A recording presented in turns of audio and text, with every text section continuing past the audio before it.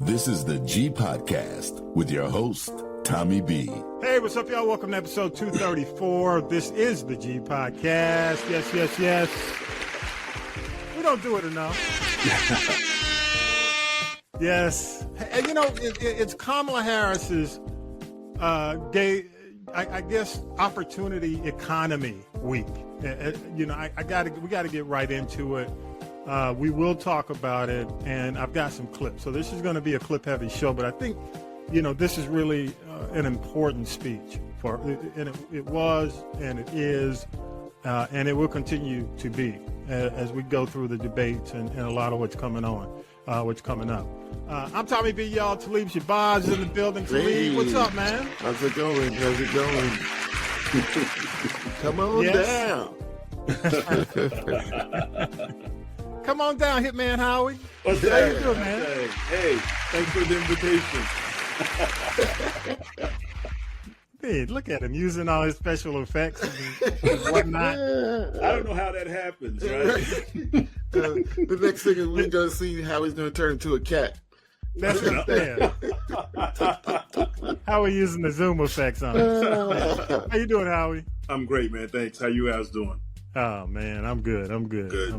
All right, Hey, it was very great cool. to see you all last week, man. And nice to meet Brother Shabazz. Mm-hmm. Hadn't met him before in person. Yeah, exactly. It was a good time, man. I appreciate Another milestone for Vi. Right.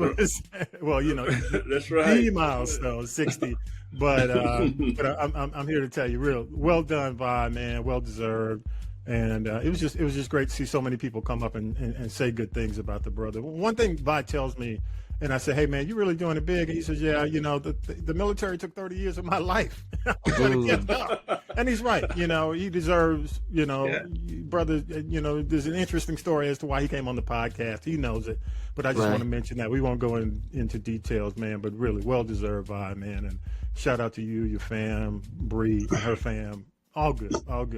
You know, each week we do news, politics, pop culture, the piping our tea from the one and only Tanya B. This week, Tanya B is on vacay in the DMV for her birthday, so there will be no tea, but we've got something at the end of the show, man. Good friends, our family, our Troy fam, classmates, Eureka and Rudy, man. So proud of them, man. They're taking a step in the entrepreneurial direction. You know all about that, Talib. Mm-hmm. Opening up retail. Oh boy, I wish them the best of luck, and may God grant them patience. Yes. You know what I mean? After dealing with retailers in sales for many years, and they're in Fort Valley, you know, which their shop is called Eureka's Place. As we tape, their soft opening is today. Now, you know, of course, people won't have an opportunity for that, but I'm going to have Rudy come on, and I'll play the clip at the end of the show. And y'all stick around, by the way, through the end of the show. And Rudy will give more details. But it's at 308 South Miller in Fort Valley, not far from Fort Valley State University. Congratulations to them, man. I got to give them their props. They were advised big shindig. That's right. So I gotta, you know, definitely the folks were there. So it was this week, y'all. Let me go ahead and play the clip. Democratic presidential candidate Kamala Harris delivered her first policy address. The focus, the economy and food prices. Many of the big food companies are seeing their highest profits in 2 decades. And while many grocery chains pass along these savings, others still aren't. Harris says she wants to lower the cost of living. During her rally in North Carolina, she said she intends to cut needless bureaucracy and red tape, along with pursuing investigations of anti-competitive behavior in the food supply. She proposed a federal ban on price gouging for food and groceries. And you know what? I kept saying to you guys, you know, I think this is important. And I'm going to play clips because I do think as she frames who she is, this is going to be it. This is going to define going into the election who she is. A lot of folks are saying, well, we don't really know who she is. We know that she was the vice president. We know she was in the Senate, you know, representing, you know, California and yada, yada. But I think a lot of people don't know who she is. But this is what people need to know, because these are the things, the economy is what we all deal with every day. And I'm not knocking, Brother Joe, because I think you have to give accolades to what Biden has done up to this point, because people are, the right is strongly attempting to twist the story, and blur the message, which I can see what he's done. I think people forget that we were in a pandemic. Yes. I think a lot of people say, well, we're out of it, we're done, we're moving forward, but the pandemic, man, was a scary place to be. Howie? I agree. Yes, I agree. Yes. Right or wrong, because we didn't know where this was going. Exactly. And the person who was in charge made it even worse. He didn't lead us. Right. During that time as well. Yeah. No matter what side you're on, let's agree that bleach is not the answer. It was not. Swallowing bleach was not the answer. Okay, or taking the horse medicine was not the answer. No. And it was so, how do you say it, man? His messaging, and I'm talking about 45. Right. Took us through some scary places. And a lot of people were afraid. So I think the fact that they took the reins, got us out of it, we can't just have that amnesia and forget where we've been, So I do think this is a critical speech, because she has to frame it as, we were here, now we're here. Okay. One of the things she's going to mention is the fact that we're under 3% when it comes down to inflation for the first time. It's been a while. Mm-hmm. So things are starting to normalize for the most part, if that's the best way to say it. And I want to play clip number 1, because one of my big things about what she's doing is differentiation. Okay, it's a big word for me, and it's something I live by, because you know how it is to leave when you're in a competitive battle. Even when you do a rap battle, it's a constant differentiation. Well, that is this, and I am. It's like you have to let people know who you are versus your competitor. So I want to play a clip where she jumps in about differentiation. Our country has come a long way since President Biden and I took office. At that time, we sadly remember the millions of Americans that were out of work. We were facing one of the worst economic crises in modern history. And today, by virtually every measure, our economy is the strongest in the world. Okay. So any feedback? I'll go to you, Howard, first on that clip. Oh, yeah, I think the ability to differentiate from what we had before is very important, and also to differentiate what we're voting for in the future. And I think she's setting herself up to say the policies that under the Biden-Harris, now the Harris-Waltz administration, will benefit everybody and not simply benefit a small group of people that can get tax cuts. And I think it's important to understand under the Biden administration that policy is a lagging indicator. All the things he's put in place the first year or the second year, now we're seeing the fruit of those policies. And people in our community, in our world today, are so microwaved and want everything instantly, but policy don't work that way. And now the stock market took a dive a couple of weeks ago, and the only reason it took a dive a couple of weeks ago is because the Feds refused to change the interest rates. If they would have did the interest rates like they were supposed to, and we had this conversation, the market wouldn't have taken a dive. But however, now the market is kicked back up, and you can start to see inflation coming down. The housing market, where the interest on housings are coming down, that what is called the interest rates on your mortgage is coming down. We've seen an uptick in refis. Gas prices are below $3.50. I think last I saw the other day was $3.11. So yeah, the policies are working. It just takes a little time to get them involved. Talib, any thoughts on that clip? Any differentiation, or if you agree, then no. Yeah, I mean, yeah. Okay. Yeah, I'm cool so far. Yeah, I like what Howie said. Because yin and the yang. I gotta the balance. Okay, so here's the thing. You're good. Yeah, you're good. I'm good on where she's going, and I think I'll save further comment for some of the other clips. Excellent. Okay. And you know, one of the reasons I'm doing this is because a lot of folks during the week don't pay attention, and That you is don't exactly get right. the full speech. You run in, you grab sound bites, but I really think you need to understand, not just from a voting standpoint. We got issues, you know, and we feel it every day. You know, I don't know if you feel it, but I feel it. I mean, because I go into I'm the one who shops, okay? And I'm always asking, damn, why the bread? What? What? Right. You know, why is bottled water up? You know, like, it's ridiculous. All right, y'all, let's go to what Biden has done. We've already talked about some of it, but let's hear from her. We have created 16 million new jobs. We've made historic investments in infrastructure, in chips manufacturing, in clean energy. And new numbers this week alone show that inflation is down under 3%. Okay. I want to go ahead to the next clip, and I'll ask you about this. She's calling it the opportunity economy, and I think that is a good name, but I've got some feedback. Here we go. Still, we know that many Americans don't yet feel that progress in their daily lives. Costs are still too high. And on a deeper level, for too many people, no matter how much they work, it feels so hard to just be able to get ahead. As president, I will be laser focused on creating opportunities for the middle class that advance their economic security, stability, and dignity. Together, we will build what I call an opportunity economy.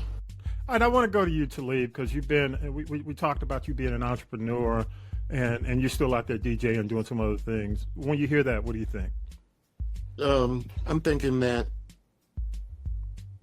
we really need a common sense approach to some of these programs that these folks are still going to start coming up with.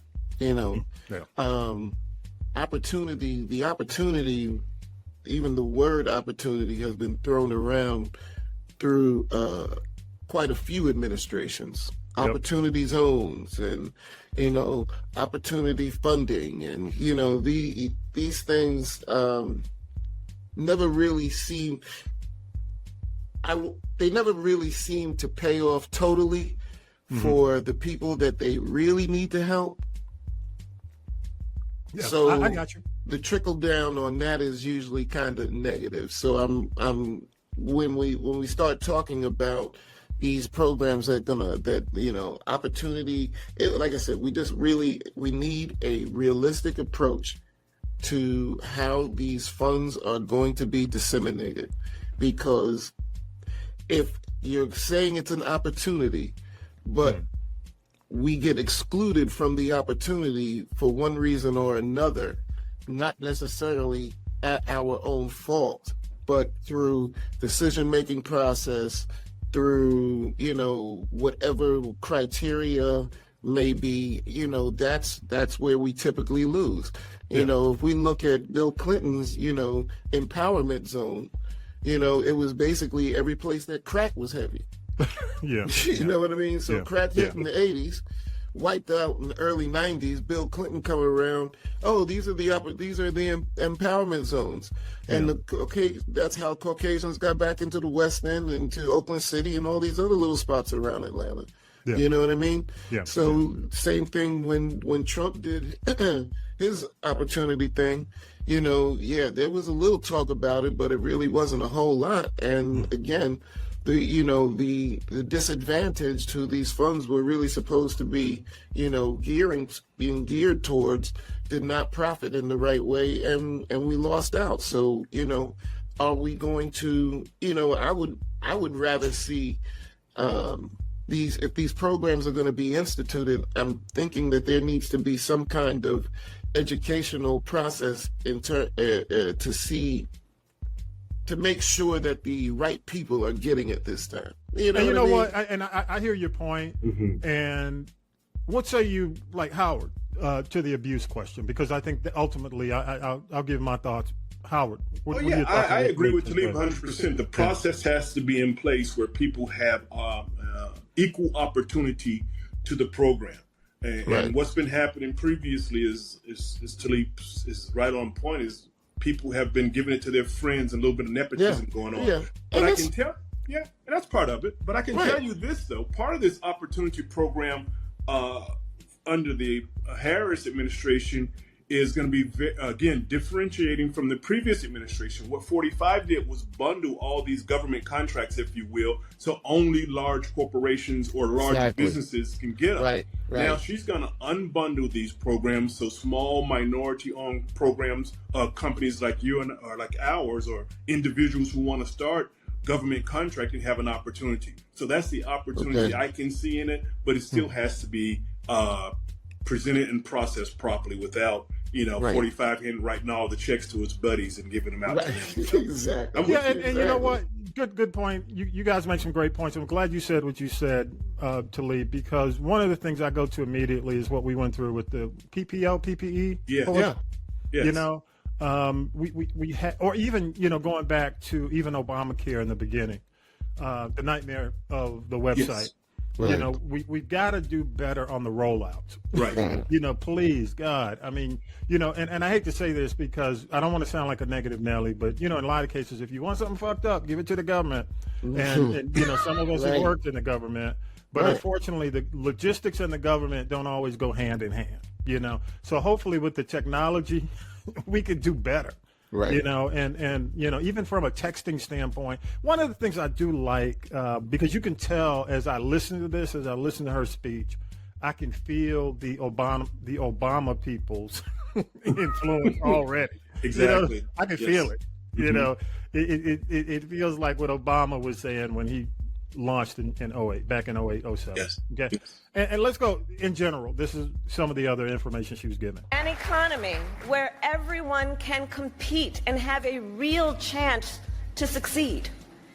Everyone, regardless of who they are or where they start, has an opportunity to build wealth for themselves and their children. And where we remove the barriers to opportunity, so anyone who wants to start a business or advance their career can access the tools and the resources that are necessary to do so. I want to skip, but I do want to, she mentioned after this creating the opportunity was for the middle class. I think that's spot on, and not to, how do you say it, not to downgrade or denigrate the lower class, but the lower class program's already there. Okay, right. So you stay in the middle because the middle class is going to drive, the numbers. Okay, so I will say this, and I'll play the clip. Let me play the clip first. Let's go ahead and talk about the red tape. And I think this may address some of the things you said, Talib. I will focus on cutting needless bureaucracy and unnecessary regulatory red tape and encouraging innovative technologies while protecting consumers, and creating a stable business environment with consistent and transparent rules of the road. As president, I will bring together labor with small businesses and major companies to invest in America, to create good jobs, achieve broad-based growth, and ensure that America continues to define the future and lead the world. Talib, I'm going to go to you. Answer a little bit of what you were saying. Yeah, it does. But and Obama said that he was going to stop lobbyists. You know what I'm saying? So, I know. I mean, bureaucracy is part of what kills politics. Yeah. So really, for her to say something like, she's going to be cutting red tape. I'm smelling, the whole thing is smelling almost pretty good right now. You know what I mean? It's like you got onions and garlic simmering with a little salt and pepper. You know what I mean? Like, something good can really be happening over here. Right. You know what I mean? Like, okay, well, what you got next? You know what I mean? Now, okay, that'll bring me to the kitchen. Or at least start to, look around and be like, okay, well, who's in the kitchen?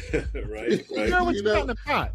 So But again, it's like, yeah, you could definitely tell the Obama team is in there because she's hitting the mark she needs to hit. Yeah.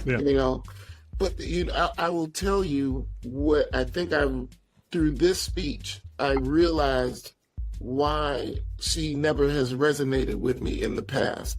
And hold that thought. Okay. Hold that thought. Okay. Let's come back to that when we wrap. Okay. Make that the first thing you come back to. Okay. Okay. Howie, thoughts on that?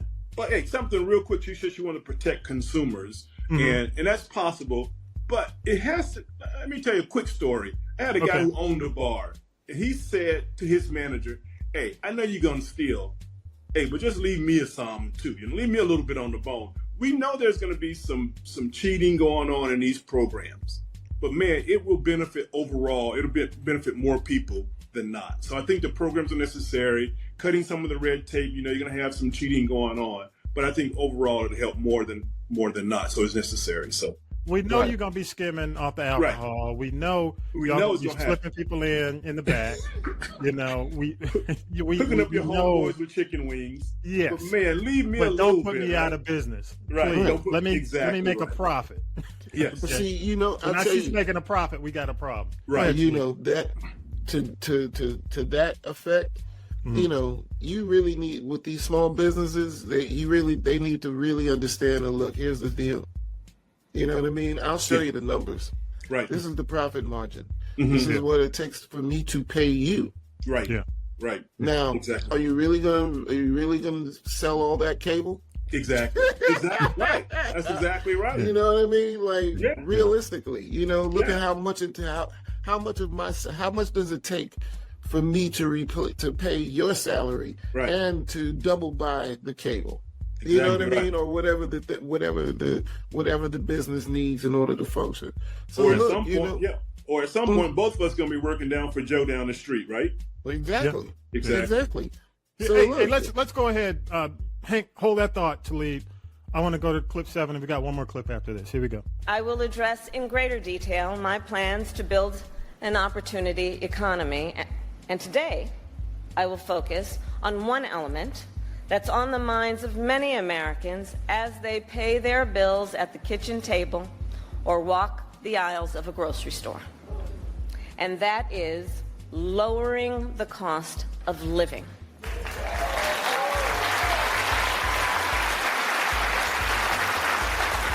So every day across our nation, families talk about their plans for the future, their ambitions, their aspirations, for themselves, for their children.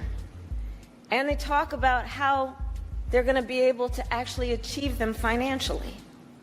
Because look, the bills add up. Food, rent, gas, back to school clothes, prescription medication. After all that, for many families, there's not much left at the end of the month. I grew up in a middle-class household. For most of my childhood, we were renters. My mother saved for well over a decade to buy a home. I was a teenager when that day finally came, and I can remember so well how excited she was. I kind of understood what it meant, but we called her Mommy. Mommy was so excited, it just made us excited that she was so excited.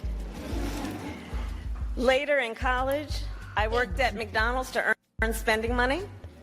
Well, some of the people I worked with were raising families on that paycheck. They worked second or even third jobs to pay rent and buy food. That only gets harder when the cost of living goes up. When I am elected president, I will make it a top priority to bring down costs and increase economic security for all Americans. As president, I will take on the high costs that matter most to most Americans, like the cost of food. We all know that prices went up during the pandemic when the supply chains shut down and failed. But our supply chains have now improved, and prices are still too high. A loaf of bread costs 50% more today than it did before the pandemic. Ground beef is up almost 50%. Many of the big food companies are seeing their highest profits in 2 decades. And while many grocery chains pass along these savings, others still aren't. Look, I know most businesses are creating jobs, contributing to our economy, and playing by the rules. But some are not. And that's just not right. And we need to take action when that is the case. Hey, I went along with that clip, but I thought that was important. And I'll start us off, and I'll just say I think that's critical because the American people have to understand that, hey, I hate the song. I mean, well, I hate to use the song, but it ain't my fault. In a certain way, she has to say, look, collusion. Not everybody understands the word, but she has to drop certain words to make, because she's a lawyer, and she dealt with this in San Francisco. She has to make people understand because, Howie, you sent me something about gas prices and in our text chain, food prices. Some of these companies do absolutely collude. And what I mean is they come together. As a business, you're not supposed to work with your competitor on price. That's collusion.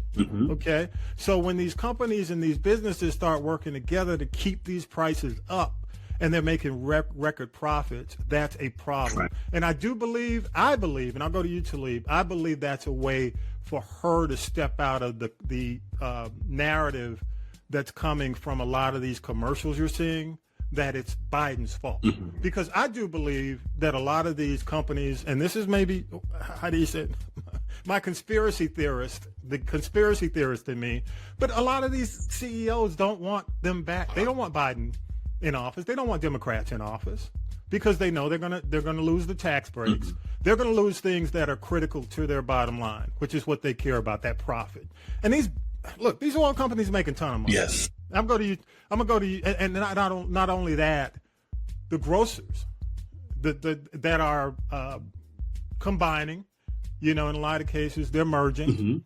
They're making money. They're making more money. They're making more profit than they ever have in the history of their companies. So I'm going to say this, and I'll go to you, Talib. A lot of these companies, it's okay to increase your profit, okay? But if your profit is so incredibly large and your prices are still incredibly high, there's a problem. Yes. Talib, I'll go to you. Okay, well, that's number one. Number one thing was that's what I was going to say. So thank you, Tom, for agreeing with me. Agreed. Subconsciously, unconsciously, you know what I mean? I think that what I was going to say about Sister Kamala Harris is that she reminds me of the school teacher that no one wants to be scolded by. The professorial, kind of professorial. Yeah, that tone, that resonance, you know what I mean? That, I'm a Delta and I'm fly kind of thing, or AKA and I'm fly kind of thing. You know what I mean? That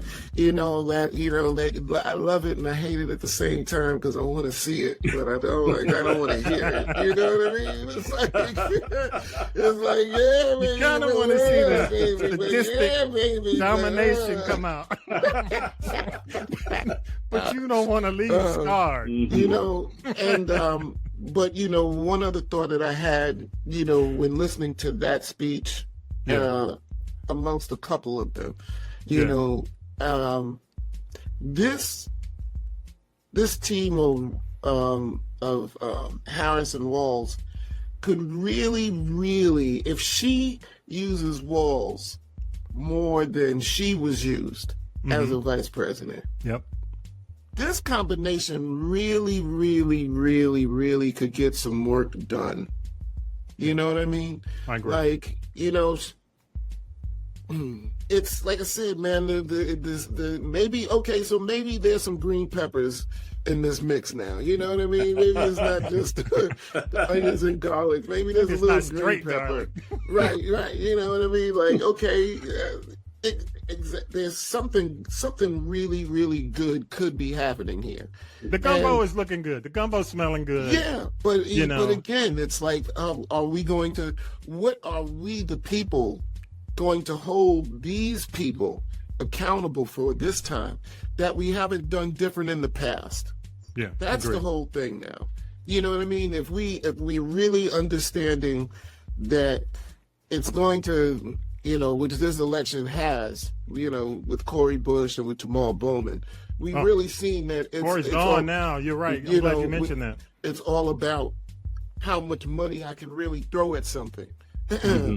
Then what are we going to do as these little communities and little pockets, to increase our donor base, our visible donor base, so that people can see that there is an agenda and we can throw some things out because, we're able to attend this $2,500 luncheon. Yeah. You know what I mean? Yeah. Really, we've got to do something now to play ball like these people are playing ball. Yeah, I agree. Let's do this. I'm going to come back to you, Howie. I want to play the final clip, and this is the homeowners portion of it. As State Attorney General, I drafted and helped pass a homeowner Bill of Rights, one of the first in America.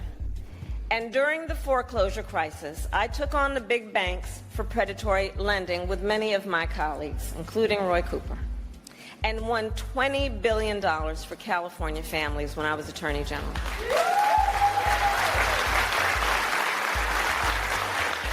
So I know how to fight for people who are being exploited in the housing market. And I know what home ownership means. It's more than a financial transaction. It's so much more than that. It's more than a house. Home ownership and what that means, it's a symbol of the pride that comes with hard work. It's financial security. It represents what you will be able to do for your children.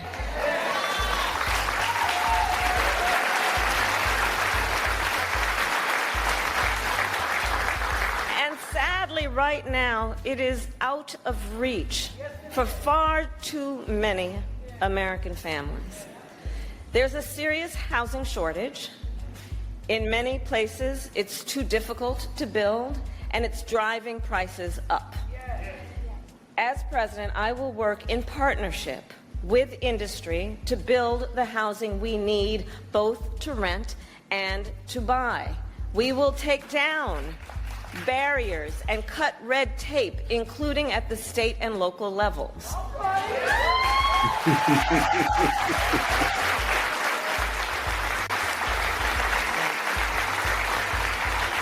By the end of my first term, we will end America's housing shortage by building 3 million new homes and rentals that are affordable for the middle class. And we will do that together. We will do that together. And we will make sure those homes actually go to working and middle class Americans, not just investors. Because, some corporate landlords, some of them buy dozens, if not hundreds of houses and apartments. Then they turn them around and rent them out at extremely high prices. And it can make it impossible then for regular people to be able to buy or even rent a home. Some corporate landlords collude with each other to set artificially high rental prices, often using algorithms in price-fixing software to do it. It's anti-competitive and it drives up costs. I will fight for a law that cracks down on these practices.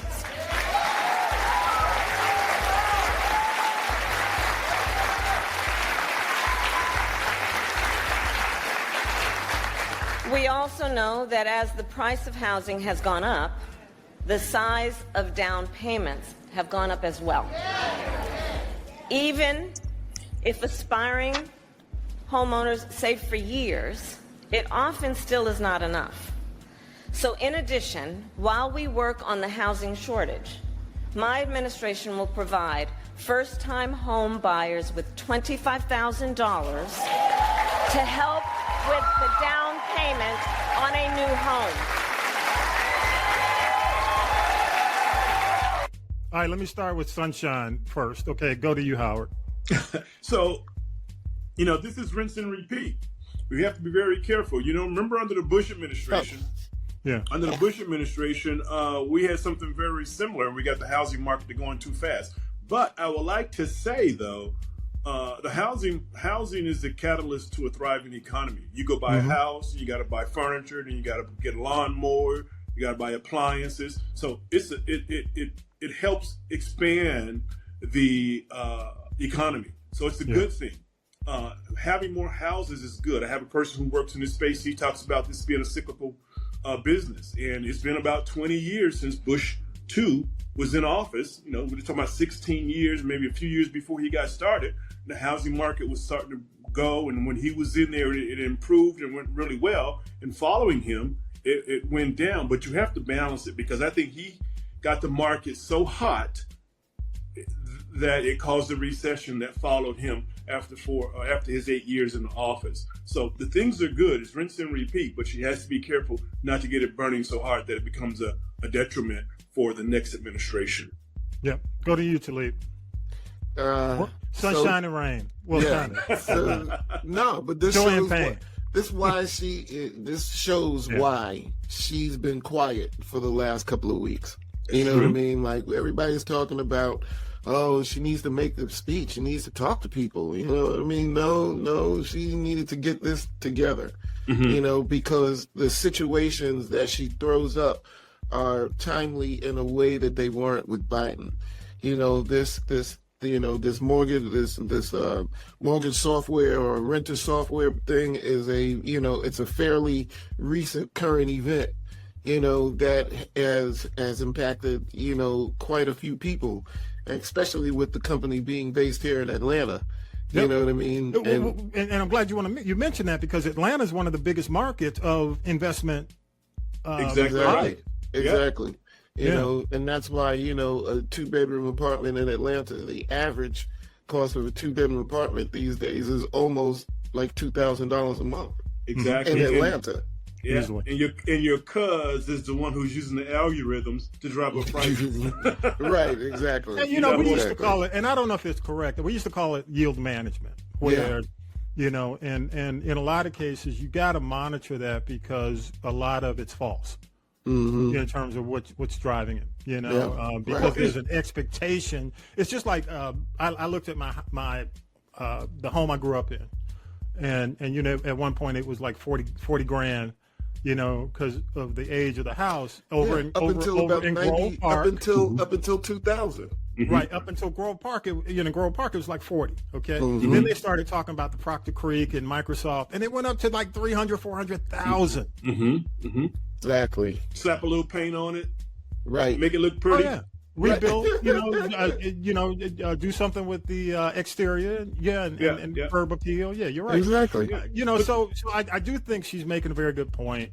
I do think in terms of when you look at the millennial population, a lot of the millennials have been distraught and feeling hopeless about any kind of opportunity to buy a home versus us, you know, versus our generation, you know, and now maybe with this first time home buyer's opportunity at 25,000, you may get a fixer-upper, but at least you get something you can call your own. We've all been there. You know, we've all had an opportunity where you got to start somewhere. Right. You know, so I think 25,000 is a good start. Creating those zones. But go ahead, Talib. Yeah, the only thing I wanted to say to that was, you know, I'm like, look, if this is going to be a true first home buyers thing, then this is going to spark a whole lot of activity. You know what I mean? Usually it'll say something like, first-time home buyer or somebody who hasn't bought a home in X amount of years. Yes, right. You know what I mean? But if it's going to be like, no, we need to get some fresh blood up in here, get some of these people who are going to actually care, because that's what owning a home does, really. When you buy a home, the thing that changes the most is the pride you have in ownership, Yeah, and the fact that you don't want this house to look like anything. Yeah. You know what I mean? So you do provide upkeep and you do provide upgrades and stuff like that. You know what I mean? And for a lot of people, the car and the home are the two major purchases, but they're also the two places of the most personalization. Yeah, exactly. True. But it may be a domino effect too. So say you have a person who's been in their home and they need that $25 to buy a new one, their next home, and then that starter home is available for a new home buyer. So Well, $25K. So then $25K, right? Yes. Right. So then let's look at a tier. You know what I mean? Let's look at a tier. If you are a person who falls under, who would be a true first-time home buyers, then you have access to the $25K. Right. If you are someone who hasn't bought a home in 5 years or 10 years, and you're coming back fresh, then we've got a little program for you, and you can qualify for up to $10,000. There you go. Yes. Or some kind of loan forgiveness thing, or Sure. you know what I mean? Yeah. Let's really. That's what I'm saying. Let's start to get these creative juices flowing and really look at how a program like this can be successful. Yeah, I agree, and I do think, man, the Black community has always been supported by equity in the home, and we lost so much equity over those periods where we had recessions, and hopefully with the prices being, as steep as they are, if you still own, you can have that equity and tap into it. My only concern, and I hope as a former attorney general, and I do like the is it the FTC? I like. They want her gone so bad. So bad. I'm like, please do not. She is a beast. Okay. Yes. So, hopefully they'll understand that when you do programs like this, the next thing to start to try to creep in are the predatory lending people. Because immediately, and I don't want to just just pick on reverse mortgages and some of these other programs.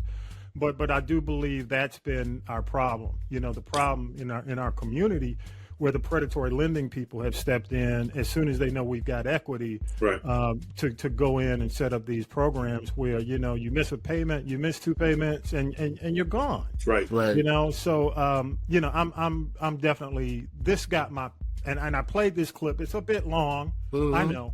But I think it's an important part, and I think that does speak to the middle class. Yeah. All right, y'all, just in general, and I'll start with you, Howard, and I'll go to you, Talib. In general, just your overall thoughts, and I think overall she did an excellent program. I would like to see her cadence become a little bit more quicker, but that's just me, something personal. But the information that was provided was absolutely on point. I think it's things that we talk about around the dinner table each night.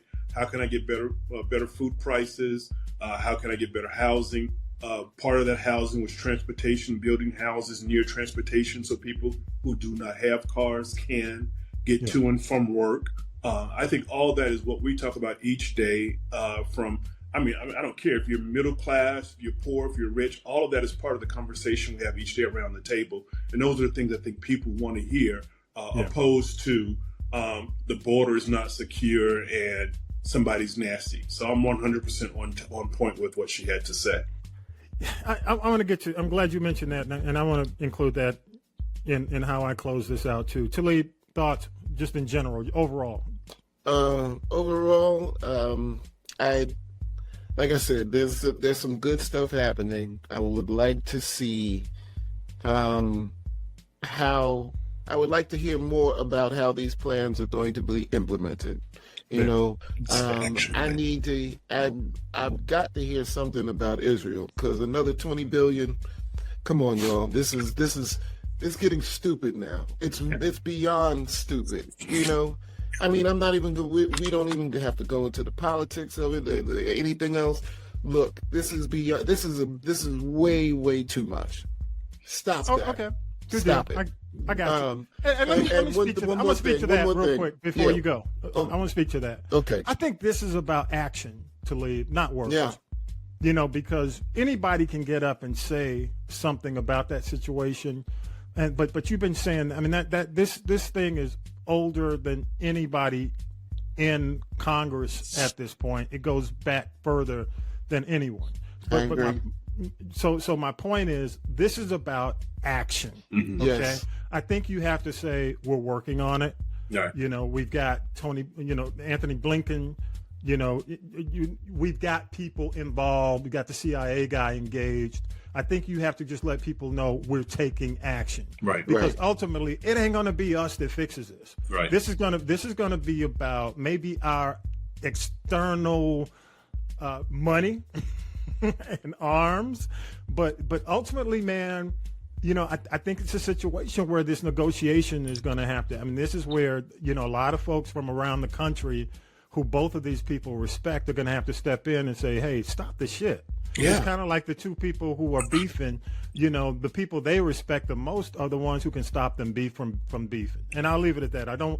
One more thing to lead. Yeah. I really would loving to see. I would really love to see Vice President Harris come up with just a little bit better code switch. You know what I mean? Like, and I think it's like she starts stiff and then she wants to get hip and then she's getting stiff again. It's like, there's ways to, and it's because she's not been, she's with the Obama folks. She'll learn. Yeah, and that's what I wanted to say. I think one of the big things, man, in this, and I'm starting to hear Hollywood, because Hollywood had kind of disengaged with Brother Joe. Okay. Yeah. And I think they're getting more involved. I think, in terms of, we're on the brink as we tape this of the DNC, the big convention in Chicago, happens on Monday, goes through next week as we tape. And I do believe, I tell you, I think she's gotten a lot better since 2020. Yeah. I mean, I see the improvement from when she ran on the debate stage. I see much more. Her whole complexion and her face she looks joyous. It hasn't weighed on her yet, So when I was watching her speak, and this is not, I hear what you're saying about the code switch, and I think she does that when she's in certain situations. Unfortunately, Obama used to do that. Yeah, but she's still kind of weird about it. Yeah, Obama I used mean? to. Yeah, you remember Obama used to go into Baptist preacher mode, and I hate him for that. Yeah. I'm like, God. He would go to Chicago. He would go to the gym in Chicago. He'd be at Wall Street or be with Silicon Valley, and it's like, I look out among my people here, and you guys are just amazing. Yeah. I just feel like I want to pull up my skateboard, and it's all good. But when he goes into, he goes into the gym, it's like, I didn't grow up with a dad, but look. Right. Bobo, and look, Pee-wee. Look, pull your damn pants up. I used to hate that. Yeah. It was like, and you talk about professorial, and I don't, again, I think Obama was one of the best, but it does kind of irk me to leave sometimes because they do get a little professorial, but I think they have to, because what I learned from Obama is what helps me with Kamala, because they use that. Yeah. And it's like Trump is the fucking master of using stupid shit. Right. And Vance, he is the master of just pulling shit that doesn't matter. Yeah. How does that matter? Right. But where that come from? Yeah. So I think if like with Obama, there was a balance because of who he was versus the enemy. It was like, I can't do this in front of everybody. But I just hated it because I'm like, God damn it, here we go. It was like Baptist preacher, so here we come. But it was cool, and I learned from that. I did learn from that, because it's a different situation, man, when you're trying to run the country. Because damn, there's just so many levels of America that you got to deal with. It's crazy. That's not an excuse to lead. No, it's not. Absolutely, it's not an excuse, but you have to be really good. And you know what, Talib? What's his name? Walz is good. Walz is fantastic. And maybe it's because Walz has been a coach. Yeah. And when you're a coach, you have to coach everybody. Everybody. Oh yeah. Oh yeah. And maybe because he's been a coach, he gets it. You know, look, man, it's funny. I've been teaching night school for the last couple of months, and you know, the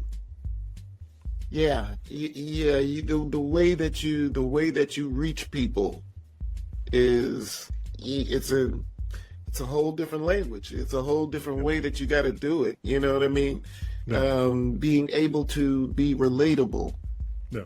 And still get the point across. Yes. You know, and at the end of the day, you know, when a student recognizes it, I mean, it's special. Yeah. You know, so I get, like I said, I get it. You know, I'm always going to talk some smack, but you know, this is becoming more what I would expect to see from America in a political game. You know what I mean, or in a political race.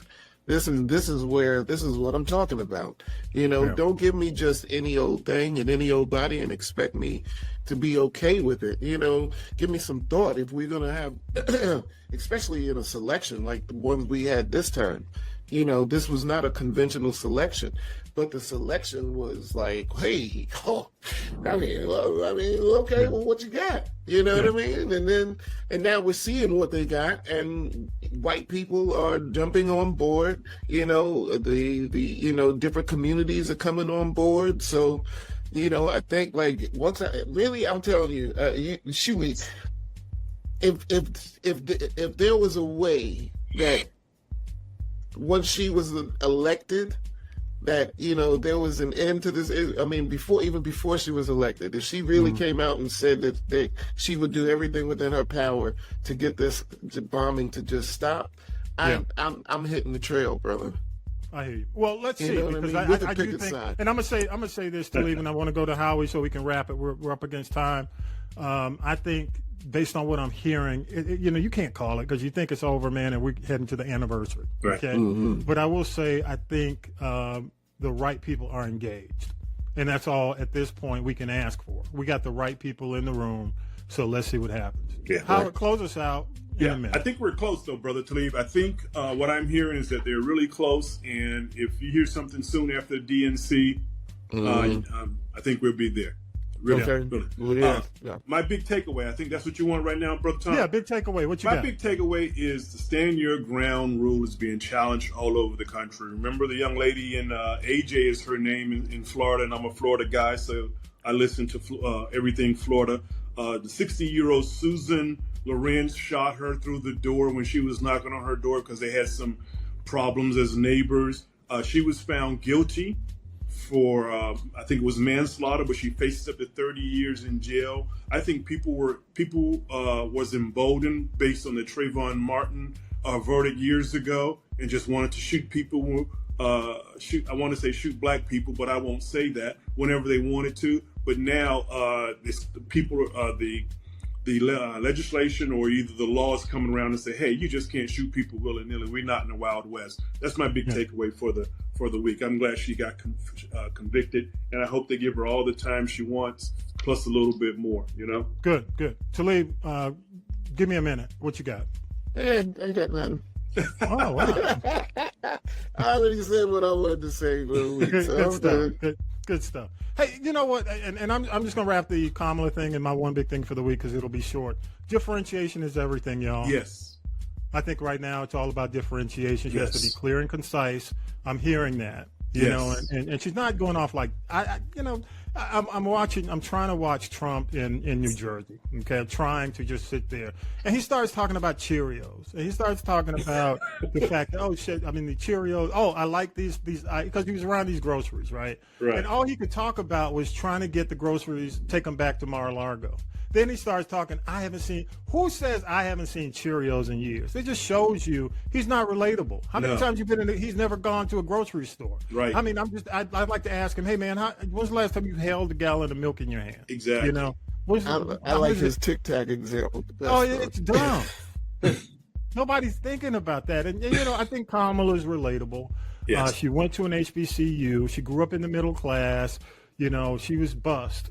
She worked at McDonald's. Right. And she goes to the heart of the matter. Cost of living with the middle class, corporate housing. Talks about collusion can be a little over people's heads, but I think they're bringing the collusion down to these investment owners because a lot of people are dealing with that now. Exactly. They ask, hey, why is my shit so high? Right, because it's not owned by an individual. It's owned by a corporation. Exactly. These are hedge funds. Yes. It was another club. So, yes. But the thing about, hey, you know what? And I got to go, Howard, because we're tight. Yeah. She put him on notice. And I don't think Trump can do that.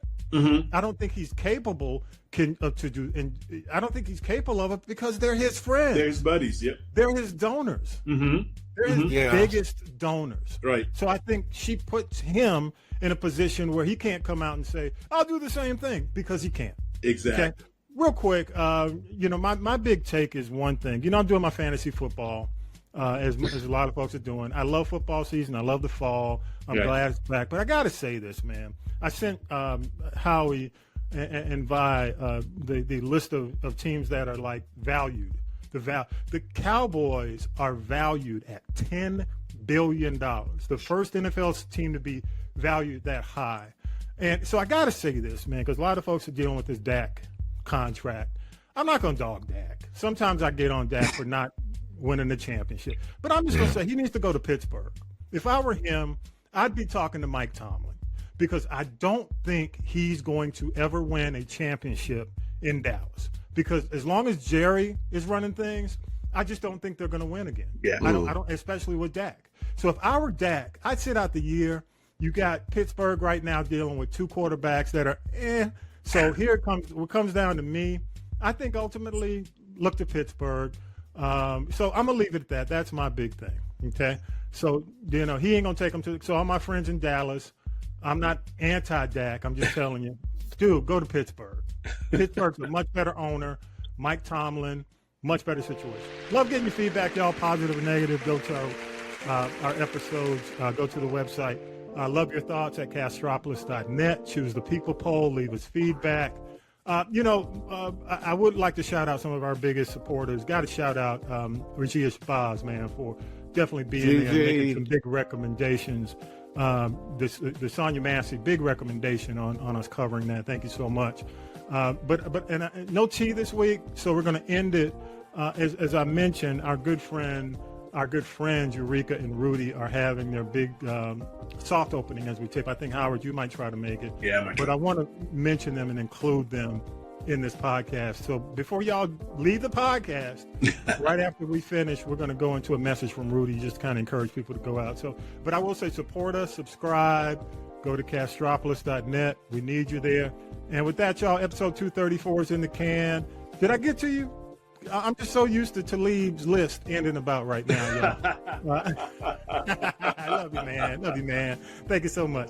But with that, y'all, episode 234 is in the can. Thank you so much, Howie. Yes, sir. Thank you. Thanks so for the invitation. For jumping on the vibe. Talib, as always, thank you, man, for another great week. Peace, power to the people. And go ahead and give us some details, Rudy. Here we go. Hi, Thomas. This is Eureka. And Rudy. Thanks so much for your support. We're doing a soft opening of Phase 1 of Eureka's Corner in Fort Valley, Georgia today, August 17th. Eureka Corner is the first open-air container park in the Middle Georgia area. We'll be offering healthy food options such as blackened salmon sliders, bison sliders, plant-based sliders. We'll also have desserts such as Italian ice and sweet treats such as key lime pie. Eureka Corner will offer food, live entertainment, and fun for the entire family. Please come out and support us, and we welcome your support. Grand opening within 30 days.